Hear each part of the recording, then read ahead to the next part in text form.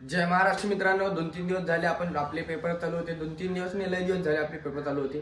त्या कारणाने आपण एक सिरीज चालू केली होती, मंदिरं दाखवायची. तर आपले शनिवारी पेपर खतम झाले. रविवारी आपण मस्तपैकी आराम केला, कारण की आपण इंस्टाचा ब्लॉगही टाकत असतो, यूट्यूबचा ब्लॉगही टाकत असतो आणि अभ्यास बी करत असतो. म्हणून जरासं ॲडजस्ट करायला जरासं हे लागला. तर आजचा सोमवार आहे, तर काल आपला ब्लॉग नाही आला. तर आज म्हटलं जरासं बाहेर गाव जाऊ कुठं. तर आंघोळ बिंगोळ करू, मस्त रेडी झालो एकदम. तर आता मित्र येणार आहे घ्यायला, तर त्यासोबत जाणार आहे कुठेतरी. ते कुठेतरी माहीत करा जाशील तर आपला ब्लॉग शेवटपर्यंत बघा. आता मित्र आता आपल्याला घ्यायले आपण आम्ही वलगाची इकडे झाले, कारण की आम्हाला जाता आहे रेवशाले. आता आम्ही जातो भेटू. आता आम्ही इथं पोहोचलो मित्रांनो. इथं आता कार्यक्रम चालू आहे. श्री क्षेत्र ब्रह्मचारी महाराजचा रेवसा इथं कार्यक्रम असते. दरवर्षी असते. 7 दिवसाचा कार्यक्रम असते इथं. तर याच्याबद्दल माहिती होती म्हणून आज यावर्षी आपण पहिल्यांदाच आलो, तर यानं आपल्याला आणला यंदा. चांगला कार्यक्रम आपल्याला आवडला. तुम्ही बी एकदम आता आखरी दिवस आहे. पुढच्या वर्षी जर राहणार तर तुम्ही येता, नक्की येता. बाहेर आलो, यात्रा फिरायचा निर्णय केला आम्ही. इथं यात्रा असते, तर आता इथे खेळणे आहे चांगले आणि दुकानं बी आहेत. आम्ही आता यात्रा फिरतो. यानंतर काय झालं ते पाहण्यासाठी आपला ब्लॉग शेवटपर्यंत पहा. नाश्ता करायला आलो आता मित्रांनो आम्ही. आता नाश्ता करायला आम्हाला. आता आम्ही नाश्ता करतो मित्रांनो.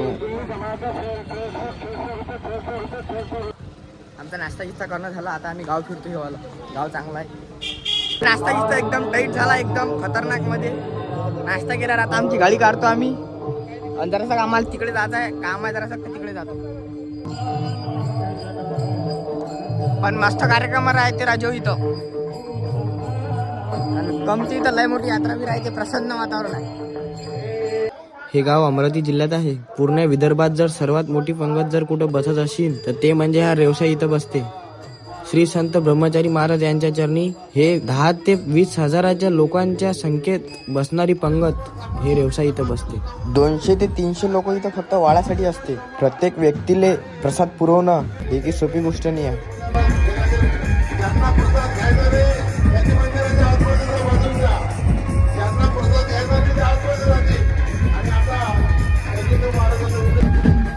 एवढ्या मोठ्या पंगतमध्ये आपला नंबर लागणं हे कोणत्या नशिबापेक्षा कमी नाही आहे बरं. जेवढं आपल्याला प्रसादाच्या रूपात भेटलं तेवढं आपण मस्तपैकी जेवण केलं.